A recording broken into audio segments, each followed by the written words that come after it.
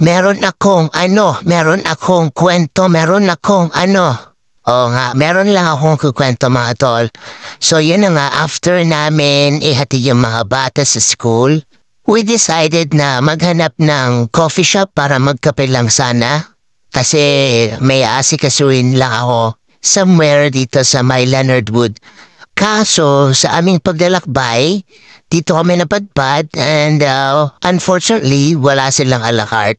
Ayun, ang nangyari, napa-breakfast buffet kami ng aming asawa. So ayan, ibig sabihin yan ay sira na naman ang diet.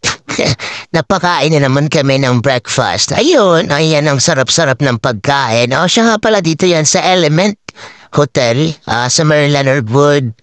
Ay mali, dito pala yan sa CM Recto Street dito sa may Newtown. Ayun. O siya, sige, kain na. Good morning mga beshi.